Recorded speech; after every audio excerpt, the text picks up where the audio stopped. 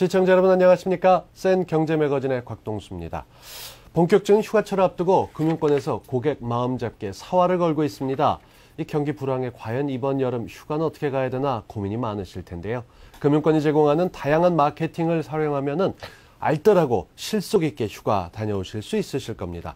휴가철 즐겁게 그러면서도 실속 있게 보내는 방법 센 경제 매거진 첫 순서에 자세히 알려드리도록 하겠습니다.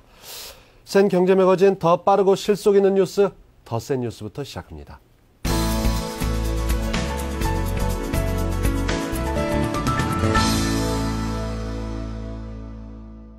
알뜰바캉스를 위한 금융권의 서비스 서울경제신문 금융부의 김영필 기자와 함께 하겠습니다. 어서 오십시오. 네, 안녕하세요. 안녕하세요. 이 요즘 휴가철을 맞아서 금융사의 마케팅이 활발하다 소리가 들립니다. 금융계 분위기부터 일단 좀 전해주시죠. 네, 여름철을 앞두고 금융사들이 휴가 관련 이벤트 준비에 한창인데요. 먼저 은행들은 환전 수수료와 영재수표 발급 수수료 우대, 관련 이벤트 등을 준비하고 있습니다. 각종 경품도 내걸고 있는데요.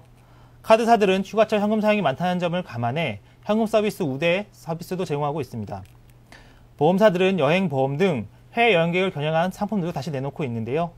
금융사들 잘 찾아다니면 경품도 소소한 재미도 볼 수 있고 알뜰하고 실속 있게 여름을 보낼 수 있는 방법을 찾을 수 있을 듯합니다. 네, 은행사, 카드사, 보험사 할 것 없이 모두 다 열심히 마케팅에 열을 올리고 있는데 사실 이맘때 모든 금융사들의 이런 휴가 마케팅은 전부터 있었지 않았습니까? 예년하고 비교해서 뭐가 좀 달라졌습니까? 네, 맞습니다. 매년 금융사들의 휴가철 마케팅은 크게 보면 은행권의 환율 우대와 경품 제공 행사, 카드사들의 관련 이벤트 등이었는데요. 올해는 크게 달라진 것은 없지만 기존의 서비스들이 좀 더 강화되는 등 현재의 경제 분위기를 좀 반영한 측면이 있습니다. 현장의 분위기를 한번 직접 들어보시겠습니다. 휴가를 떠나는 고객들을 위한 서비스가 중심이 되는 건 사실이지만 휴가를 떠나시지 않는 고객들을 위한 서비스도 많이 준비되어 있습니다. 예를 들자면 문화공연이나 도서 할인 같이 멀리 여행을 떠나시지 않는 고객들도 즐길 수 있는 그런 혜택이 많이 준비되어 있고요. 올해는 이제 금융위기의 불확실성이 아직 확실하게 해소가 되지 않은 상태이기 때문에 좀 더 예년에 비해서는 알뜰하게 휴가를 보내고자 하는 경향이 있지 않나 생각됩니다. 환율이 올 초반 안정기를 들어서 해외여행이 많을 것으로 예상을 합니다. 그래서 환율 우대 부분도 전년 시즌보다는 훨씬 더 많이 우대 강화가 됐고요. 인터넷을 통한 한전 부분에 다양한 혜택들을 많이 제공하고 있습니다. 네, 이 고객들에게 얼마나 실질적인 도움을 줄 수 있느냐가 중요한 관심사 아니겠습니까? 그런 면에서 볼 때 해외여행을 계획하신 분들은 가장 신경 쓰이는 게 바로 환율, 환전 아니겠습니까? 어느 정도까지 우대를 해주나요? 네, 먼저 주요 시중은행들이 여름 휴가철을 겨냥한 환전 이벤트를 실시하고 있는데요. 주로 8월 말까지인 은행들의 환전 이벤트 기간을 이용하면 최대 70%까지 환율 우대를 받으실 수 있습니다. 우리 은행에서 1,000달러를 환전하게 되면 50% 할인율이 적용돼 약 0.9%의 수수료율이 적용됩니다. 원래 수수료율은 약 1.8% 정도인데요. 네. 달러당 1,250원이라고 하면 1,000달러를 환전하면 약 1,900원가량을 아낄 수 있습니다. 농협중앙회는 9월 말까지 환전 송금 수수료를 50에서 70%가량 할인해주고 신한은행도 최고 70%의 환율 우대를 해줍니다.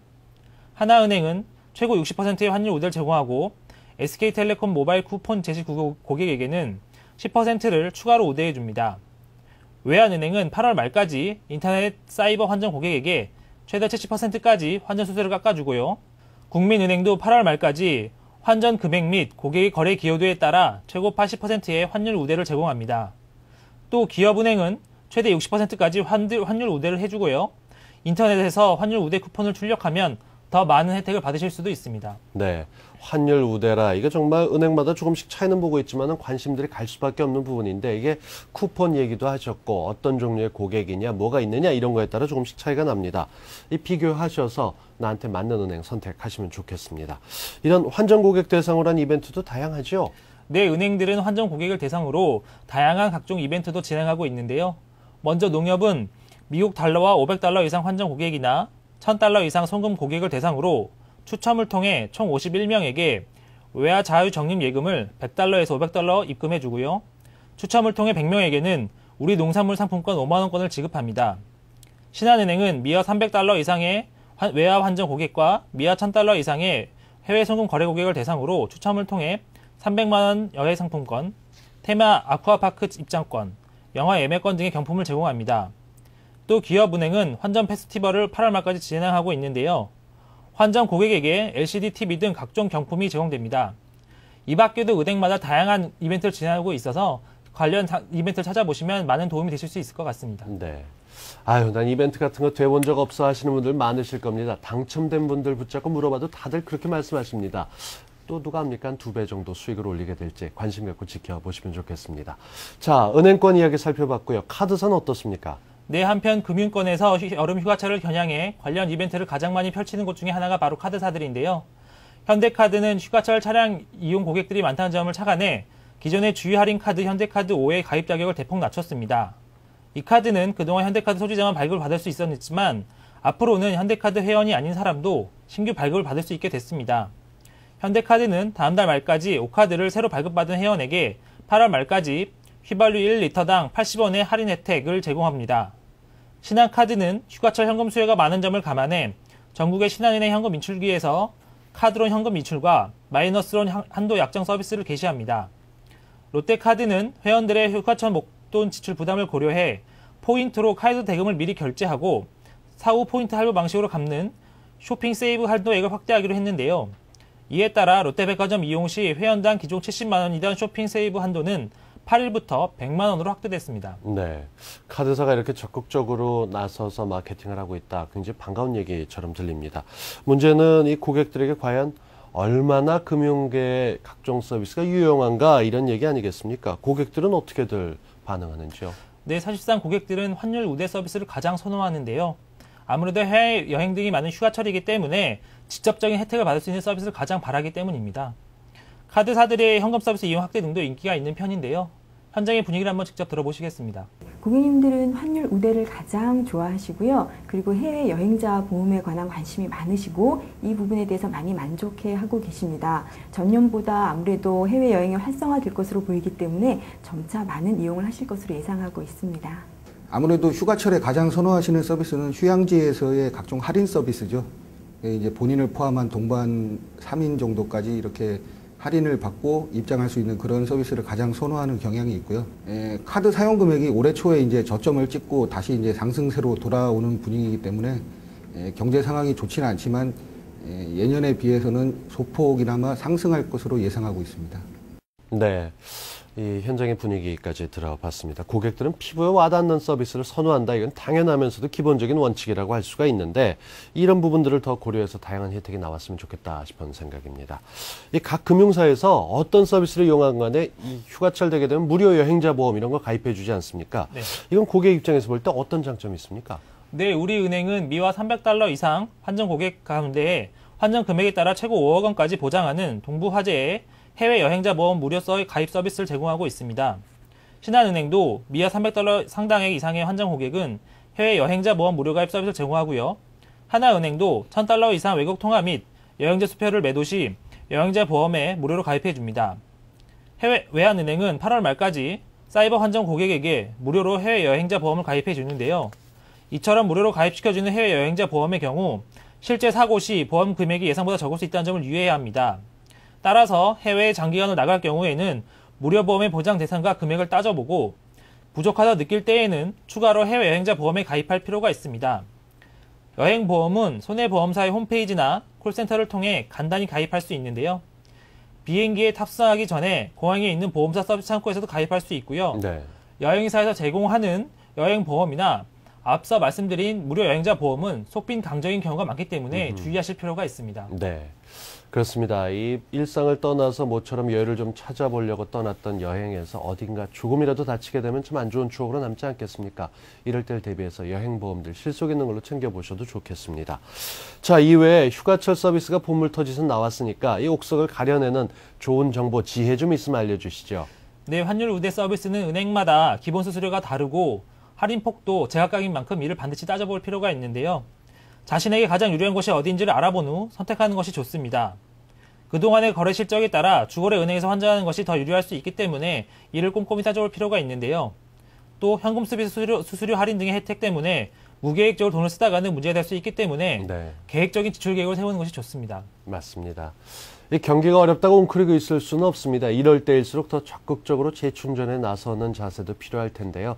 약간의 일탈도 좋지 않을까 이런 생각해 보면서 알뜰하고 알차게 여름휴가 지금부터 설계해 세우시기 바랍니다.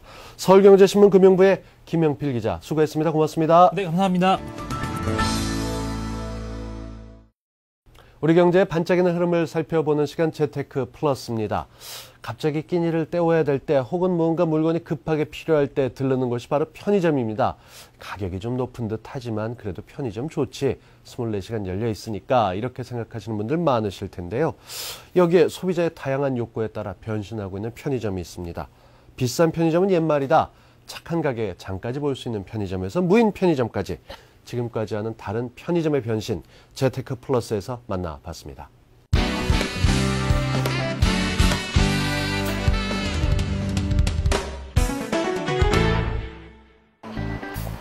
저는 점심시간 때 편의점을 자주 이용하고요. 보통 라면이나 김밥 먹으러 갑니다. 저는 신문 자주 사서 봐요. 네, 저는 휴대폰 충전하려고 편의점 많이 이용해요. 그냥 먹을거리들 많이 사요. 현대인의 생활 속에서 빠질 수 없는 곳, 편의점. 현금 인출에서부터 매장 방문이 필요 없는 도서 주문, 그리고 택배 업무까지.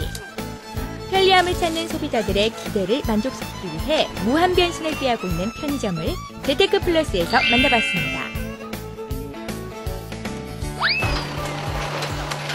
오늘 장거리 때문에 편의점 가요. 서울 도심에 위치한 한 편의점. 동네 주민들이 백화점을 두고 이곳을 찾는 이유가 있다는데, 일반 제품과 함께 이곳에선 과일, 채소류 같은 슈퍼에서 판매하는 물건을 살 수 있다는데 정말 편의점 맞아요? 네, 저희는 슈퍼형 편의점인데요. 일단 저희가 시장과 백화점이 멀리 떨어져 있고요.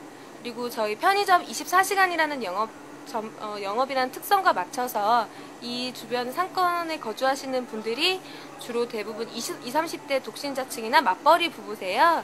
그 부부들께서 이제 집에서 간단하게 드실 수 있는 야채랑 과일들을 많이 찾으셔서 이 코너를 마련하게 됐습니다. 인스턴트 종류에서부터 과일, 채소, 육류 등 다양한 제품들이 한자리에. 거기에 장바구니까지 구비되어 있답니다. 하지만 정가로 판매되는 편의점의 특성상 제품이 너무 비싼 건 아닐까? 뭐 가격도 다른 데만큼 뭐 비슷비슷하면서도 싼 것도 많아서 네, 자주 이용하는 편이에요. 가격은 일반 마트와 비슷한 수준을 유지하고 있습니다. 매일 아침, 점심, 저녁 정해진 시간 내에 상품의 선도를 체크하고요. 선도가 미흡하다 싶은 상품에 대해서는 20% 내지 50% 할인을 하여 판매하고 있습니다. 저렴한 가격에 신선도가 떨어지는 제품은 할인까지 받을 수 있다는군요. 상품을 구매하시는 것 외에도 공공요금을 납부하시거나 택배를 접수하는 것들도 가능하십니다.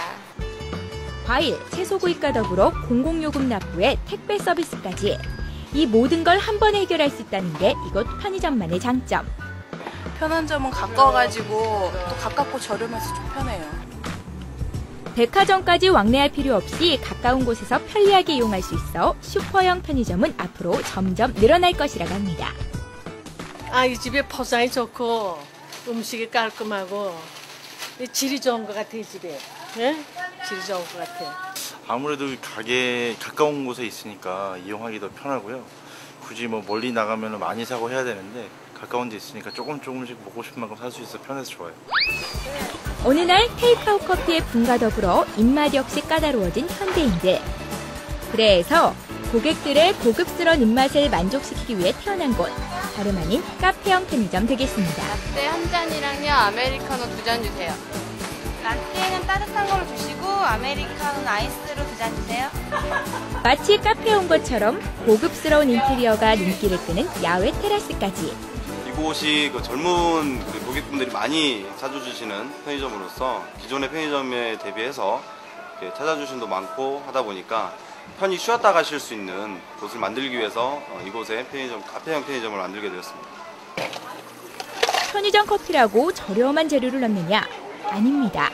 품질 좋은 원두 커피만을 고집하는 게 이곳만의 철칙이라는군요. 커피 같은 경우는요, 그 원두가 저희 상온 물류센터를 통해서 일주일에 3번이 들어오고 있기 때문에 필요한 양만큼만 그때그때 발주를 해서 관리를 하고 있습니다. 점심시간을 이용해 커피와 함께 여유를 나누는 시간. 그렇다면 커피 가격은? 보통 커피 전문점 가면 다 4,000원씩 넘는데 거의 반 가격에 맛도 되게 괜찮거든요. 그래서 자주 오는 편이에요. 치즈 피자 하나만 주세요. 저는 불고기 피자 주시겠어요? 이뿐만이 아닙니다. 향긋한 커피와 함께 방금 오븐에서 구운 피자도 맛볼 수 있다는데요. 이걸로 점심 한 끼 때울 수 있어서 좋은 것 같아요. 입맛에 따라 기호에 맞게 다양한 피자를 주문. 즉석에서 바로 먹을 수 있는 게 편의점 피자 서비스만의 매력.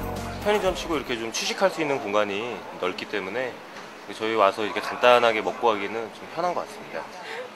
거기에 아이스크림 코너까지 마련돼 있어 소비자들의 구빈을 마구 당기고 있다는데.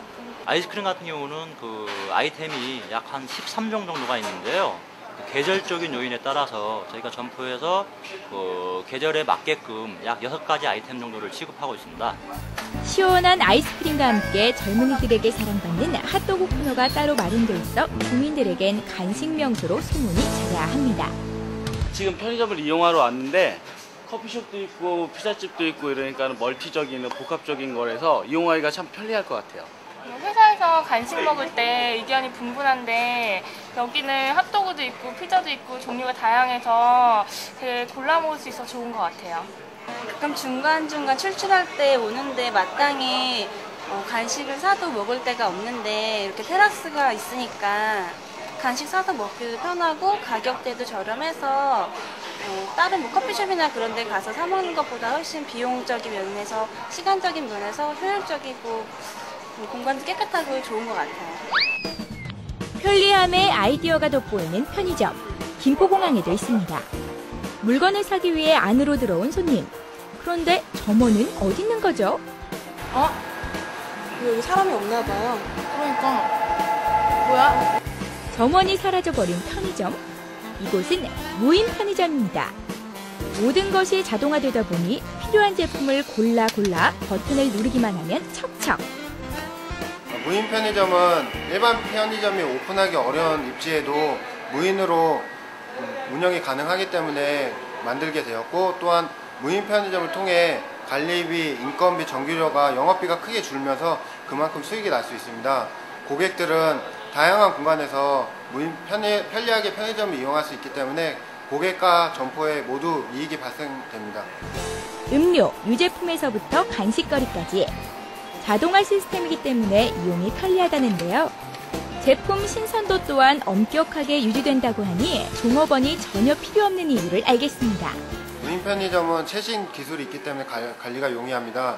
유통기한은 자동으로 관리하고 신선 식품의 판매를 위해 냉장 온도를 유지하기 때문에 판매가 용이합니다. 또한 유통기한이 있는 유제품이나 아니면 즉석식품에 대해서는 유통기한 끝나기 전 2시간 전에는 판매가 자동으로 종료되고 4에서 8도의 낮은 온도를 유지하기 때문에 김밥이나 샌드위치 같은 즉석식품에 대해서 판매가 용이합니다. 비록 2평 남짓도 안 되는 크기지만 없는 게 없는 무인 편의점. 깔끔한 서비스에 스피드는 기본. 신선도까지 유지할 수 있어 편리하게 이용되고 있다는데. 이렇게 참 번호 눌러서 결정 눌러갖고 물건이 차창 나와서 원하는 뭘 갖고 가는 재미가 이 IT 시대의 큰 혜택을 보는 것 같아서 재밌죠. 아침밥을 많이 굶고 오는 편인데 이런 게 생기니까 사람도 없고 편리하고 좋고요. 빨리 뽑을 수 있는 거, 그거 되게 장점인 것 같고요. 이거 제가 원하는 거 바로바로 고를 수 있어서 신기하고요. 이렇게 좁은 공간에 무인 편의점이 있어서 실용적인 것 같아요. 색다른 편의점을 찾아 들어간 강남의 한 편의점. 이곳 역시 독특한 매력을 지니고 있다는데 여러 가지 식품들만 덩그러니 놓여있는 이유는? 여기는 고객이 고객 취향에 맞게 선택해서 즐기실 수 있는 셀프바 편의점입니다. 고객이 직접 음식을 만들어 먹을 수 있다는데요. 와플, 도너츠, 핫도그 등 자신의 취향에 맞게 재료를 골라서 직접 만들어 먹는 재미가 있어 젊은 세대들에게 특히 인기를 빼고 있는데 짧은 시간에 간단하게 선택해서 먹을 수 있는 게 좋은 것 같아요. 기다리는 거 없이. 인건비는 빼고 저렴한 가격에 이용할 수 있는 셀프바. 설명서를 꼼꼼히 읽은 후 그대로 따라하기만 하면 된다. 가격대도 저렴하고요. 이렇게 편하게 직접 해 먹을 수 있어서 좋은 것 같아요. 다양한 재료와 착한 가격. 입맛대로 취향대로 만들어 먹는 재미가 있어 쏠쏠한데요. 저희가 고급 커피를 저렴한 가격에 제공을 하기 때문에 그리고 또 손수 셀프를 하실 수 있기 때문에 마음에 들어합니다. 그래서 뭐 다른 커피 전문점에 비해서 바로 이렇게 제가 직접 고를 수 있어서 그게 좀 편한 것 같고 또 이제 도너츠나 그런 것도 종류가 다양해서 편의점에서 이렇게 다양한 종류를 구할 수 있다는 게 참 색다르다고 그런 느낌이 들어요. 점점 편리하게 빠르게 진화하는 편의점의 무한 변신. 소비자들의 욕구를 만족시키기 위한 그 치열한 전쟁 속에서 다음엔 어떤 편의점이 우리를 즐겁게 해줄까요? 미리 기대해봅니다.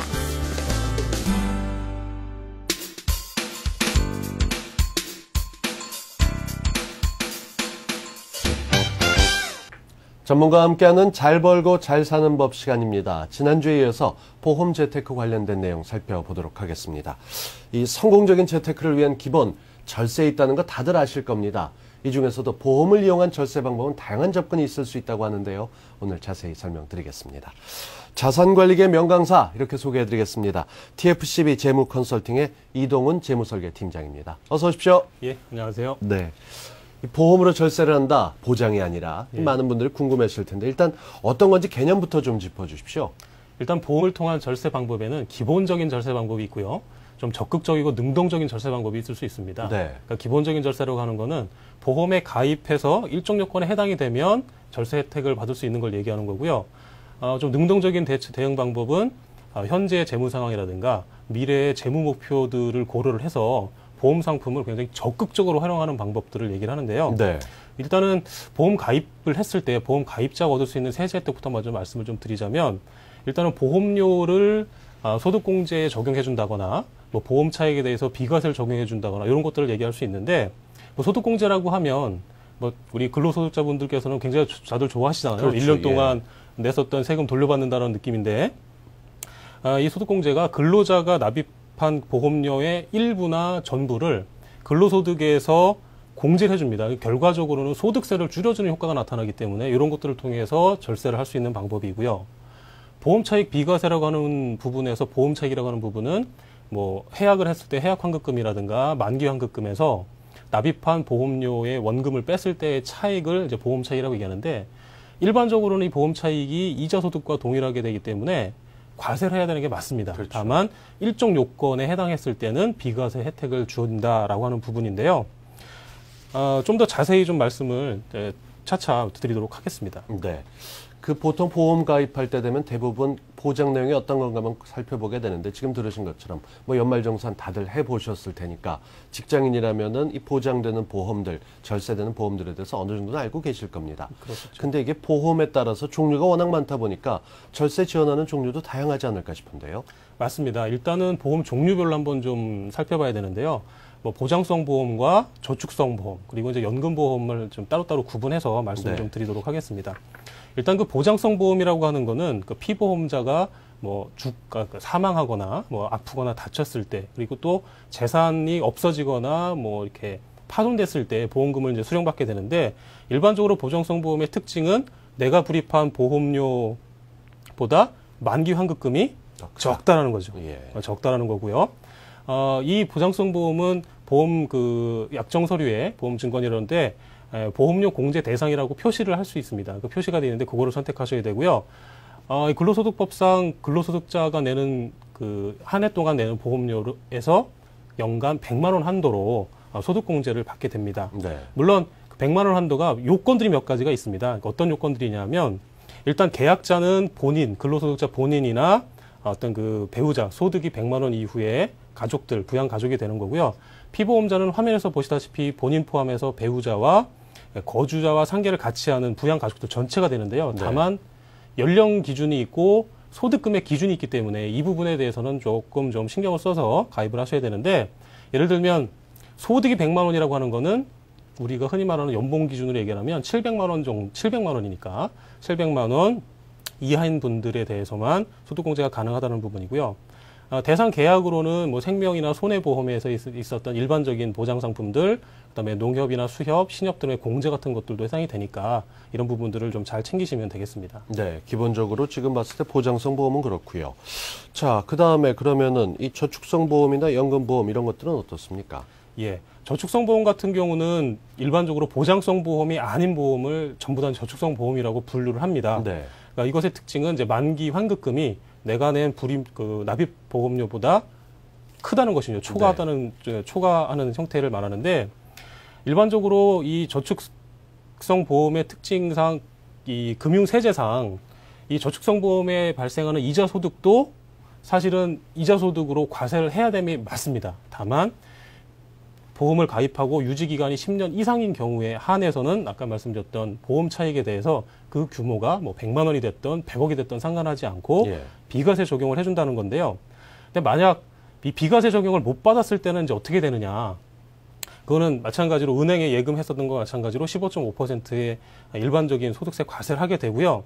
또 이 이자 소득이 기타 금융소득하고 합쳐져서 4천만 원 이상이 되게 되면 종합소득으로 누진 과세가 되기 때문에 이 부분은 조금 신경을 쓰셔야 돼요. 그래서 결과적으로는 이 저축성 보험에 가입하시려면 가입 목적을 좀 분명하게 하시고 그러네요. 운영하시는 게 자금 운용이라든가 자산 계획상 필요하다라고 보여집니다. 10년 미만을 유지해서 급하게 만약에 해지를 해야 되는 일이 생긴다 그러면 원금보다 적게 돌려받는데 세금도 또 받을 수 있다. 그럴 가능성이 이런 있습니다. 여러 가지 부작용이 있고 이제까지 냈던 것들을 정리해야 되기 때문에 불편할 수도 있다는 거 알아보셔야겠고요. 그리고 계속해서요. 예. 연금저축 같은 경우는 사실은 저축성 보험의 하나입니다. 네. 다만 연금 은퇴 이후에 연금 소득을 확보하기 위해서 운영하는 보험 상품인데, 조세특례 제한법에 의하면 보험사라든가 은행에서 판매하는 세제 적격 연금 저축이라는 상품을 말하는데, 이 상품에 가입하신 분들은 연간 저축 금액의 100% 한도 내에서 혜택을 받게 되는데, 여기에는 연금 저축뿐만 아니라 우리가 퇴직보험인데, 퇴직보험 중에서도 이제 근로자가 직접 부담하는 퇴직보험 부담금, 그걸 합쳐서 300만 원 한도로 되게 돼 있고요. 사실은 연금저축은 그 요건이 몇 가지 정도 까다로운 부분이 있습니다. 예를 들면 뭐 18세 이상의 국내 거주자가 가입을 해야 되고요. 저축 기간도 10년 이상이어야 되고요. 그다음에 또 지급 조건 중에 가장 중요한 거는 납입 기간 만료된 이후에 55세 이후부터 5년 이상의 연금 형식으로 지급을 받아야만 한다라고 하는 조건들이 있기 때문에 이런 부분들을 좀 신경을 쓰셔야 되고요. 단 한 가지 또 조금 더 신경 쓰셔야 될 거는, 연금저축 같은 경우에는 납입을 하는 기간에, 불입하는 기간에는 소득공제를 받습니다만 그 이후에 연금을 수령할 때는 오히려 연금 소득세를 납부해야 되는 문제가 발생할 수 있습니다. 이게 무슨 얘기냐면, 나중에 은퇴 이후에 연금 저축을 통해서 연금도 받고 국민연금도 이렇게 받을 텐데, 그런 것들을 합쳐서 종합소득세로 누진과세가 되기 때문에 결과적으로는 지금 당장의 소득공제만 목표로 해서 연금저축을 가입할 것이냐, 아니면 은퇴 이후에 발생될 수 있는 과세 효과라든가 은퇴 이후의 현금 흐름을 고려해서 어떤 부분을 좀 더 비중에 가져갈 것인가를 지금 한번 심도 있게 고민하셔야 된다는 얘기죠. 네. 일단 소득이 있는 곳엔 당연히 세금이 있어야 된다라는 쪽이니까, 내가 일을 하는 건 아니지만 열심히 일하고 받은 연금에도 세금 나간다. 이거에 대해서 답답해할 게 아니라 미리부터 설계를 좀 제대로 해야겠다. 미리 준비하셔야 되죠. 네. 그 세금 얘기라니까 어르신분들이 가장 많이 걱정하시는 것 중에 하나가, 연세가 든 다음에 자식들에게 뭔가 물려주려고 하는데 구체적으로 따져보진 않았지만 상속세 때문에 고민하시는 분들이 많다 들었습니다. 이 상속세 지원을 마련하기 위해서 보험을 활용하는 경우도 있다고 하는데, 이건 어떤 얘기입니까? 예. 상속세를 줄이기 위해서 보험을 활용하는 부분은 굉장히 적극적인 활용 방법들이죠. 일반적으로 상속 상황이 벌어지게 되면 6개월 이내에, 상속 개시 이후 6개월 이내에 관할 세무서장에게 신고를 해야 됩니다. 근데 우리나라 경우에는 뭐 지난 시간에 잠깐 말씀드렸듯이 우리나라 자산 구조 자체가 굉장히 부동산 위주의 중심으로 운영되다 보니까 사실 물납이라고 하는 형태의 상속세 납부 방법도 있지만, 사실 물납이라는 부분을 많이 활용하지 않고 좀 많이 꺼리는 편입니다. 그렇죠. 그런데다가 단기간 내에, 그냥 6개월이라고 하는 단기간 내에 적정 가격으로 부동산을 매도를 해야 되기 때문에 사실 그 점도 어려울 뿐더러, 혹시 매도가 된다 하더라도 이게 또 어디에 영향을 미치냐면, 실제 매도 거래 가격이 상속세 과세 표준으로 다시 반영이 되기 때문에 이런 부분들에 대한 고민들이 있고요. 거기다가 단 한 가지 이제 좀 더 좀 좋은 점은, 이렇게 상속세가 발생이 됐을 때 이 상속보험금이 금융재산 그 공제라고 하는 부분, 최대 한도 2억 원까지의 금융재산 상속공제라는 부분에 그 공제를 받고 있기 때문에 네. 오히려 이런 분들을 이런 사항들을 종합적으로 고려를 한다라고 하면 내가 아니면 뭐 우리 가족이 사망했을 때의 상속세 납부를 어느 정도 하겠다라고 하는 부분을 미리 한번 추정을 해보고 네. 최대한 그 근사치를 맞출 수 있는 어떤 범위 내로 보험 상품을 운영하시게 된다라고 하면 향후에 발생할 수 있는 상속세 납부에 대한 방법이라든가 어떤 그 상속 그 자산에 대한 그 보전이 훨씬 더 효과적으로 달성될 수 있다고 보여지는 것이죠. 그러니까 미리 넘겨주고 여러 가지 것들 방법이 있어도 보험으로 그 간극을 조금 더 메워 넣을 수 있다는 거 오늘 맞습니다. 알게 됐는데요. 이 뭐가 됐건 그 보험 같은 경우도 사실은 보험을 계약한 당사자도 있지만 보험 수익자가 다른 경우들도 있습니다. 그렇습니다. 이런 경우 피보험자, 보험료 납입자가 동일한지 여부에 따라서 과세, 비과세 이런 게 달라진다 들었는데 이런 쪽은 어떻습니까? 예, 좀 전에 이제 상속에 대해서 말씀드렸지만 상속보다 사실 더 중요한 부분은 이제 증여에 관련된 부분입니다. 네. 이게 보험 계약자하고 보험 수익자하고의 차이가 발생했을 때의 문제인데요. 좀 더 실무적으로 좀 더 말씀드리면 보험 계약자하고 실제 보험료를 납부하는 보험 그 납입자가 다른 경우가 이제 해당이 되게 됩니다. 이런 경우에는 뭐 보험 사고가 됐든 간에 보험 사고 상황이라든가 어떤 만기 상황이 됐을 때 그 보험금 자체를 증여로 간주해서 증여세를 추징하게 됩니다. 네. 그래서 특히 이 보험 기간 중에 운영되는 보험 기간 중에 보험료 납부하는 보험료를 증여를 하고 그것으로 보험을 유지하다가 보험금을 수령하더라도 내가 낸 보험료 그 자체를 증여 과세 표준으로 잡는 게 아니라 내가 받은 전체 그 보험금 자체를 증여세로 추징하기 때문에 그 부분에 대해서는 좀 더 좀 신경을 쓰셔야 되고요. 화면을 보시면 아시겠지만 상속세라든가 증여세와 관련된 부분에 있어서 과세 여부의 이제 표를 보시게 되는데요. 사망보험 형태와 생존보험 형태에 따라서 상속세와 증여세 그리고 세금을 추징하지 않는 형태에 대한 그 사례를 이렇게 분류대로 나왔으니까 요거를 좀 참고하시면 되겠습니다. 네. 이 보험을 가입하고 계속 유지해 가면서 이렇게 절세를 생각하고 금융으로 진짜 보험 설계를 통한 재무 설계를 하고 있습니다만 이 보험 가입하다가 가장 많은 것 중에 하나가 경제 상황이 좀 안 좋아지거나 갑자기 급전이 필요하게 되면 중도에 가입 해지하시는 분들도 있단 말입니다. 예. 이런 경우에는 어떻게 됩니까?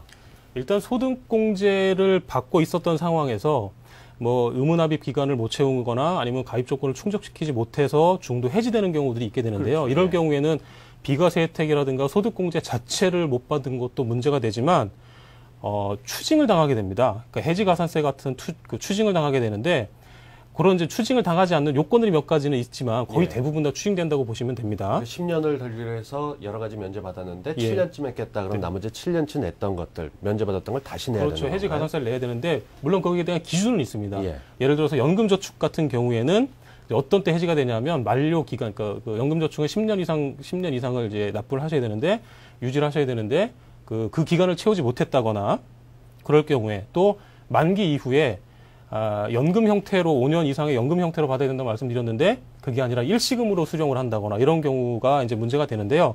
이런 경우에는 실제로 소득공제 받았던 납입 원금에다가 거기에서 발생된 이자 부분에 대해서 그거를 과세 표준액으로 삼아서 기타 소득세 22%를 가산하게 됩니다. 예. 만만치 않은 금액이 상당히 있거든요. 큰데요. 그렇죠. 왜냐하면 소득공제 냈던 부분을 대부분 다 다시 이렇게 환출돼야 되기 때문에 굉장히 큰 부분이고요.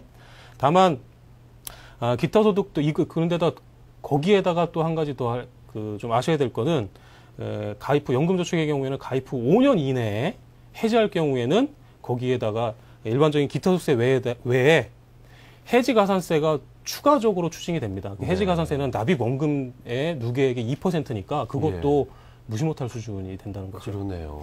그리고 이제 뭐 장기주택 마련 저축 같은 장기주택 마련 저축 보험이죠. 보험 같은 경우에는 사실상 많은 분들이 운영을 하지는 않고 있지만 그 개중에도 많이들 이제 일부 보유를 하고 계신데 장기주택 마련 저축 같은 경우에는 국세청에서 이 보험을 가입할 때 실제로 비과세 요건을 갖췄는지 안 갖췄는지를 확인을 해서 보험사에 연락을 해주게 됩니다. 네. 그리고 7년이 만기인데요. 7년 만기 시점이 됐을 때도 다시 한번 비과세 요건이 맞는지 안 맞는지 확인해서 보험사에 연락을 해서 요건이 해당이 안 되면 보험사에서 자동 해지를 절차를 거치게 되니까 예. 이 부분도 조금 신경을 좀 쓰셔야 됩니다. 네.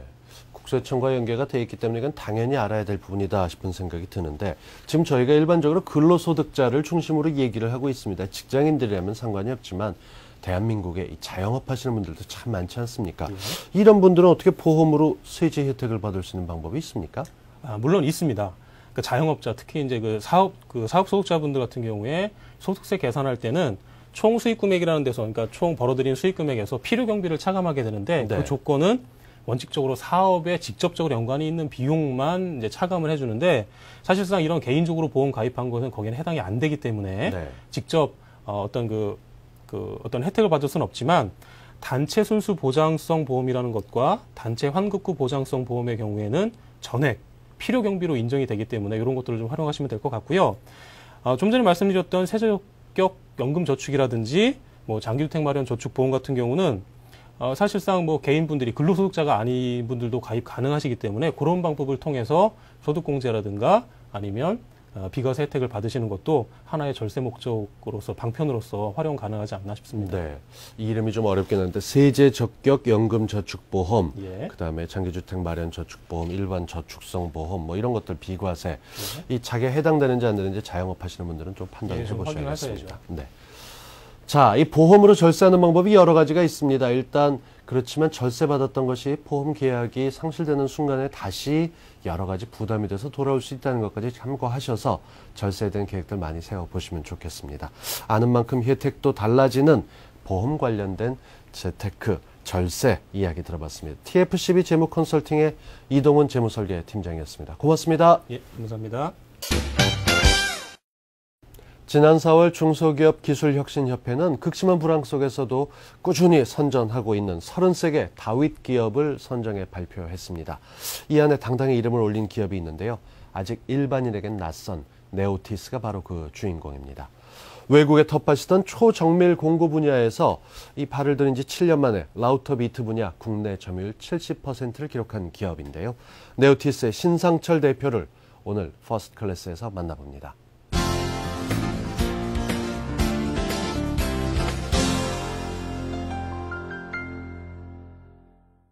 거친 쇠를 깎아 만든 절삭 공구에도 최첨단 기술은 숨어있다. 2009년 세계 시장에서 위대한 도전을 하고 있는 한국형 다윗 기업 네오티스. 네오티스는 2000년 외국 기업에 텃밭이던 PCB 가공 절삭 분야에 뛰어들어 7년 만에 시장의 65%를 점유. 현재 마이크로 라우터 비트 부문 국내 1위를 기록하고 있다. 앞으로 일본을 비롯해 대만, 중국 진출을 목표로 꿈을 펼치고 있는 네오티스. 신상철 대표를 퍼스트 클래스에서 만나보자.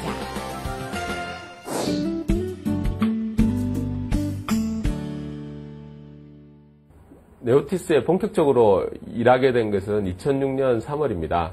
하지만 제가 2000년 네오티스가 창업 준비를 할 때 컨설턴트의 역할로서 네오티스의 사업 계획을 준비하고 시장 조사를 하고 하는 일들을 도왔습니다. 2006년 3월에 이제 본격적으로 합류해서 그 소위 컨설턴트가 아닌 야전사령관으로서의 삶을 살고 있고요. 저희가 그 7년부터는 그 마이크로 드릴비트 사업을 본격적으로 전개하기 위해요. 많은 자금도 필요하고 그런 일들이 필요해서 2007년 1월에는 외국인 투자자로부터 800만 불 유치하고 10월에는 상장하고 그 재원으로 저희가 드릴비트 사업에 투자하면서 본격적인 사업 준비를 하여 왔습니다. 하지만 2008년에 많은 어려움이 있었고요. 그다음에 드릴비트 제품 개발과 고객 승인이 지연돼서 좀 어려운 순간들을 지냈는데요. 2009년 초반기가 되면서 그 준비의 결과로 드릴비트가 본격적인 사업 궤도에 올라서고 올해는 또 이런 저희의 핵심 역량을 기준으로 의료기기 사업 분야에 뛰어들어서 새로운 제품을 개발하고 있고 좋은 사업들을 발굴하고 있어서 바쁜 나날들을 보내고 있습니다.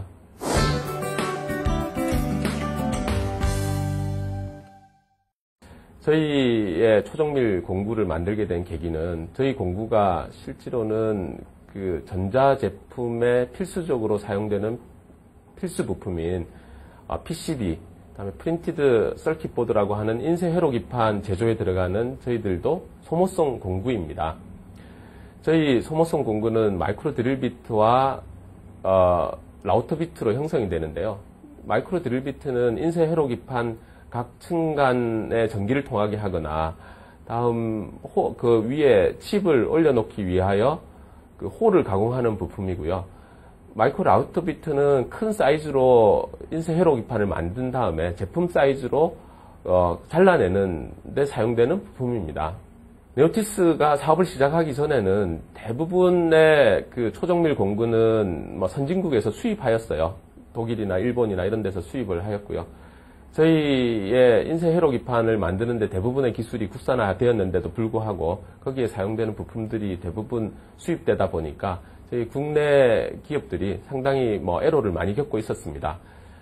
저희들은 2000년에 그런 사업성을 보고 사업을 시작하였고 2003년에 저희가 그 반도체용 회로 기판 중에서도 가장 어려운 부분들을 가공하는 데 사용되는 극소형 엔드밀을 개발하게 되었습니다.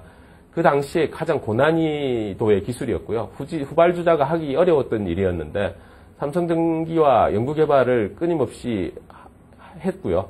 그리고 2003년에는 결국 그것을 국내 최초로 또 개발하고 그럼으로써 해외 업체를 제치고 저희가 삼성전기에 독점 공급하게 되었습니다. 그것이 저희가 지금 오늘날 라우터 엔드밀 분야에서 마켓시어 70%를 차지하게 됐던 계기가 된 것 같습니다.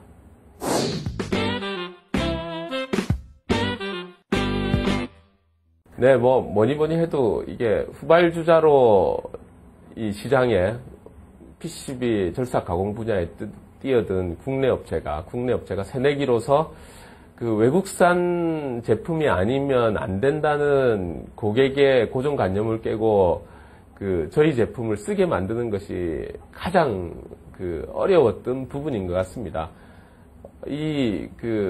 저희의 제품이 가장 정밀하고 PCB 자체도 굉장히 정밀한 제품이기 때문에 최적화된 제품이 아니면 고객들이 그 제품들을 잘 써주질 않거든요. 그런데 저희 같이 이제 신생 제품들을 쓰게 된다는 것이 굉장히 어려웠던 순간이고요. 그런 부분들을 저희가 네오티스가 왜 그러면 저희 제품들을 쓸 수 있게끔 만들어 드렸냐라는 부분들을 생각해 보면 저희는 사실 후발주자이기 때문에 제품만 가지고 제품 팔 수 없었던 시기라서 다른 외산업체들이 하지 못하는 게 뭔가를 곰곰이 고민했습니다. 그러다 보니 외산업체들은 오히려 자기 제품이 더 좋고 고객들이 거기에 맞추어서 쓰기를 바라는 반면에 저희는 고객의 그 요구를 충실히 듣고 충분히 개발 상담해서 거기에 맞는 제품들을 빨리빨리 출시하다 보니까 고객들이 오히려 저희들의 제품들을 쓰는 계기가 됐던 것 같습니다. 그래서 지금은 저희는 그냥 그 초정밀 공구만을 판다고 생각하지 않고요. 고객의 개발 파트너가 되어 있다라고 생각하고 있습니다.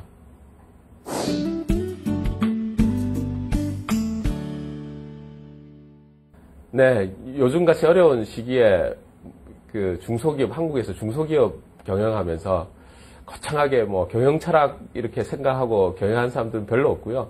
오히려 이런 시기에 어떻게 생존하느냐 하는 문제를 해결하는 것이 더 급급한 상황입니다. 하지만 제가 그 회사를 경영하면서 두세 가지 가지고 있는 그 경영의 원칙은 있습니다. 하나는 제가 운영하는 회사는 그 강소기업으로 만든다는 것입니다. 강소기업이라는 것은 히든 챔피언 기업과 같은 것인데요. 작지만은 그 강한 기업, 다음에 그 분야에서 국내 1위를 넘어서 세계 1위를 도전해 볼 수 있는 그런 기업을 만든다는 것이 제 기업의 원칙이고요. 두 번째는 주주, 종업원, 고객의 가치 창출을 함께 한다는 것입니다. 사실 어디 하나에 이렇게 치중되기 어려울 수가 많은데요. 제가 생각할 때 그 중소기업을 경영하면서 많은 의사결정의 순간에 항상 최선의 선택을 할 수는 없지만은 이런 주주의 가치를 극대화하고 종업원이 주인의식을 가지고 일할 수 있는 환경이 되면서 고객이 네오티스가 만들어내는 가치를 향유할 수 있는 방향으로 의사결정한다면 그것이 최선이라고 생각하고 있습니다. 마지막으로 제가 그 제조업 운영하면서 늘 잃지 않으려고 하는 것이 웃음입니다. 같이 일하는 사람들이 이런 항상 웃음을 띠고 어려운 순간에는 그 웃음으로 그것이 원동력이 돼서 어려움을 극복하고 좋은 일이 있을 때는 더 기쁨을 배가할 수 있게끔 만드는 것, 그것이 중요한 것 아닌가 생각하고 있습니다.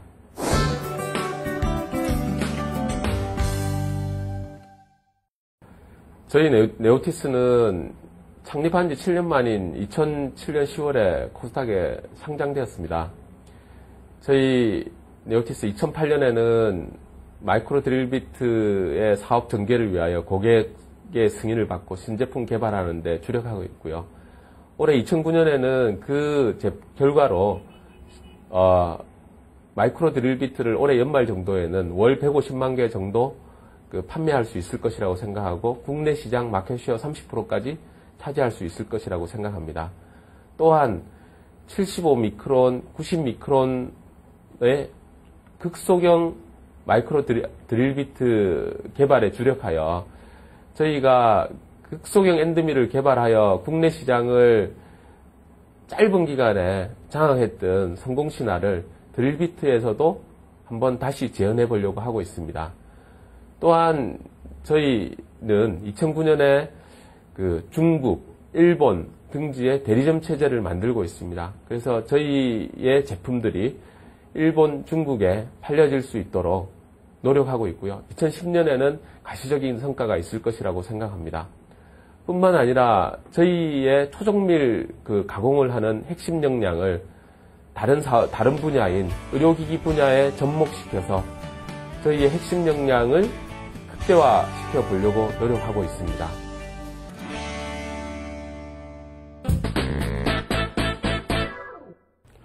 네, 대외지표가 안정된 상황 속에서 소비자 물가가 꾸준히 오르고 있습니다. 이 물가 상승 압력은 점점 더 커지지 않을까 걱정인데요. 생산자 물가는 내리고 있는데 왜 소비자 물가만 이렇게 올라가고 있는 건지 생각해 볼 일입니다. 유독 소매 물가만 뛰고 있는 거, 이 물가까지 오르면 요즘 같은 때 점점 어렵지 않겠습니까? 정부 당국에서 조속하게 물가 대책을 발표해야 될 시점이 아닌가 싶은 생각입니다. 센 경제 매거진, 오늘 준비된 내용 여기까지입니다. 저는 다음 시간에 뵙겠습니다. 함께해 주신 시청자 여러분 고맙습니다.